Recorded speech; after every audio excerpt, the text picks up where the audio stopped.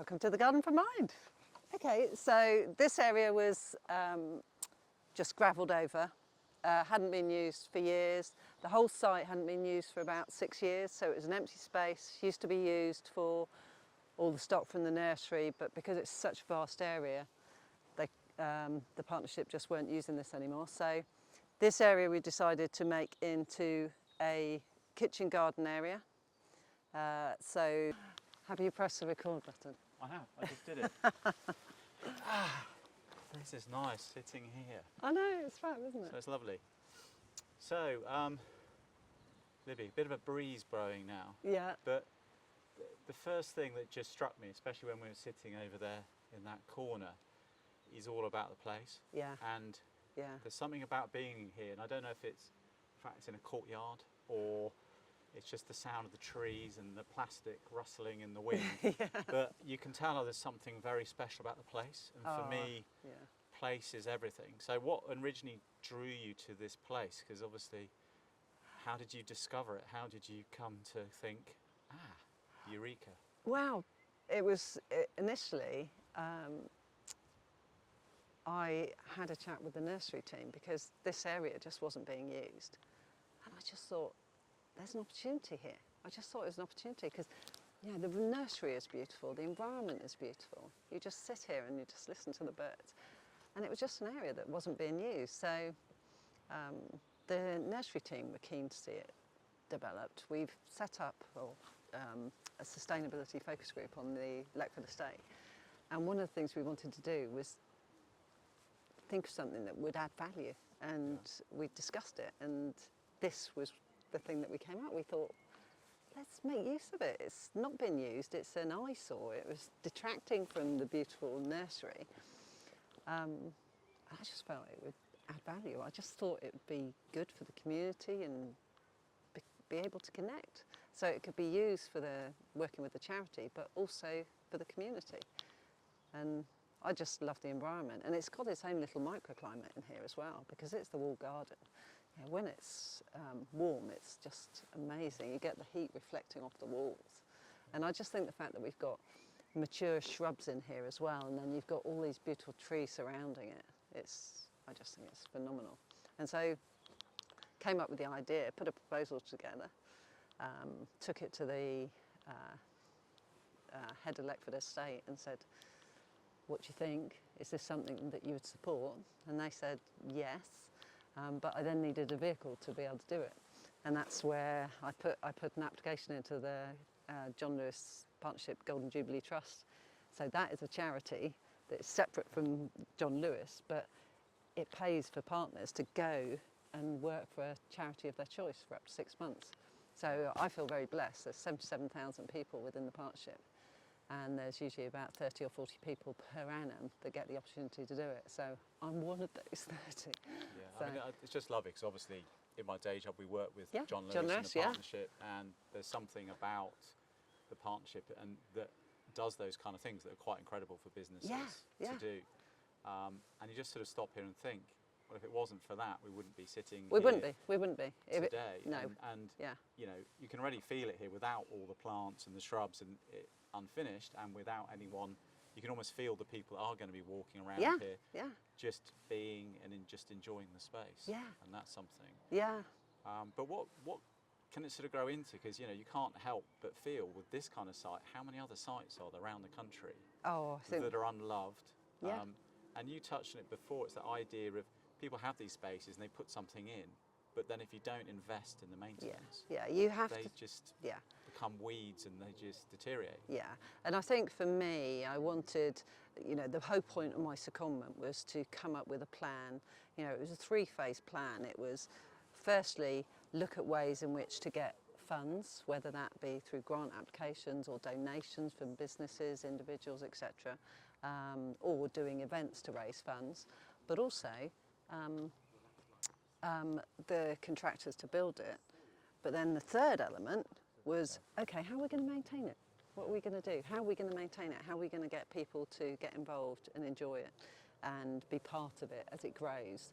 So that's where the connections came, where I started looking at, okay, well, we can do that through the charity, we can do that through volunteers, but also having Sparshot College on the doorstep, getting them involved as well, because there's a win-win. They get the opportunity to have work experience, actually working in the garden, designing part of the garden, but also maintaining it. So they're getting that practical experience that then gets them ready to work in the outside world. So, but it's lovely as well, that idea, because you can build up data around something. You're learning all the time how it will work, and it's a little bit like, you know, buy a family a fish to eat, or give them a fishing rod where they can, and the means and the ability to use it. You feed them for life. So it's that idea that by doing this, you could then help others to set up their gardens, because you understand these are things that work for us, these are things that didn't, so they don't make the same mistakes, they can make different mistakes. And I don't know, you're creating a whole sort of citizen type of attitude towards it all, which is what I sort of love, that this is the really powerful thing.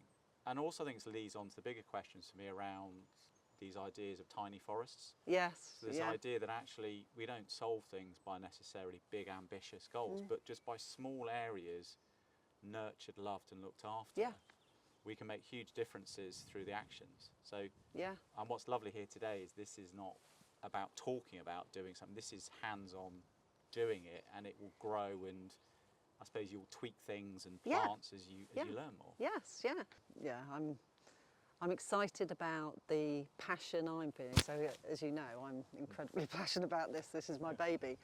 But lots of other people are coming as well. When there was the Heritage Plant Fair last Monday, a lady came to see me because I was stood in the rain with my brolly. As you do. Yeah, as you do. As you do. But it's one of those things, isn't it?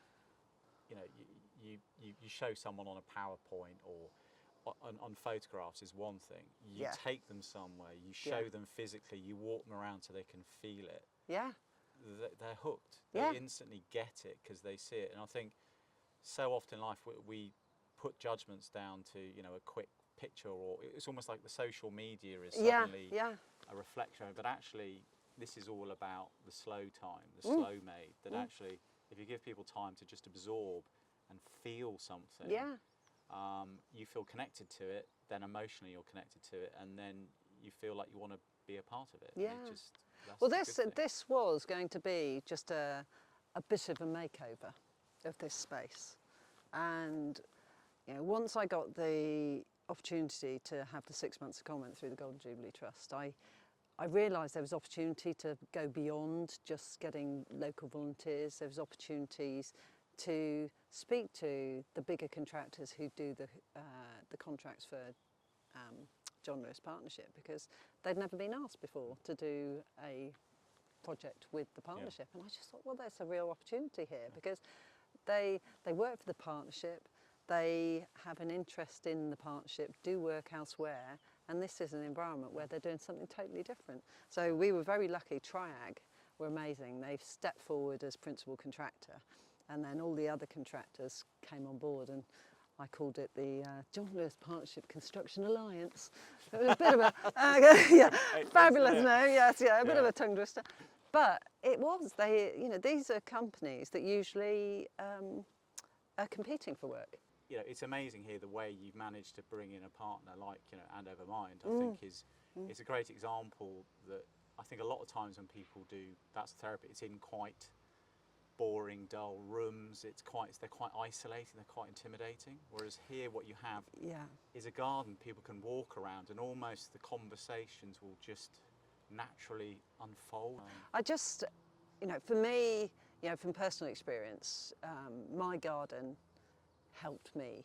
You know, when I had an injury, was struggling for the physical recovery, but also the mental recovery from, you know, having to stop working for quite a while, just to concentrate on getting physically fit again. And it does impact on your mental health. And I just found, and it was through a friend, I was already kind of keen on gardening. Can't remember the name of plants half the time, but I love gardening. And it was a friend who just engaged with me, kind of, we started talking about plants, she came to my garden, I went to hers, and it was just so rewarding, and that helped with both the physical and the mental recovery for me. And I just thought, this this is what people need. Because I know at that time, I wouldn't have walked into somewhere like Hand Over Mind or any other charity that offer those sorts of services. I don't know whether it was stigma or fear, I don't know. But being able to be outside and work in nature and just connect with nature, I just found that so therapeutic. And I just feel that this creates a very different environment where people can feel relaxed. So tell me about your fundraising then. How do you pay for all this? We've started with we did Christmas raffle, so we'll be doing that again. So I will be seeking donations for that. So going to various businesses and seeking donations. It could be material things like a lovely light, or it could be meals out or whatever. And we've partnered with a company called Awakens, who are one of the local. They rent and sell motorhomes. So they gave us our top prize last year, and they said that they would support us this year as well. So that's going to be a super top prize. But we did the quiz night, and we're going to do that annually as well. So we're going to keep the funds coming in. We've got a local contractor who is doing a golf day, so they are, some of the proceeds from the golf day are going towards the charity. And then we're also doing a squiggle appeal. Squiggle, I As know. in a squiggle? A squiggle, the mind squiggle, which actually depicts the journey to mental well-being.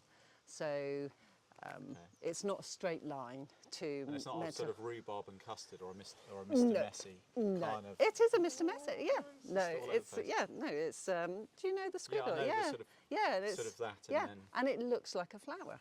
And so we've got Hurstmore Forge, they have made them for us, and they're put in the garden. So if you think about the Tower of London, where they had all the poppies, we're going to have squiggles in the garden.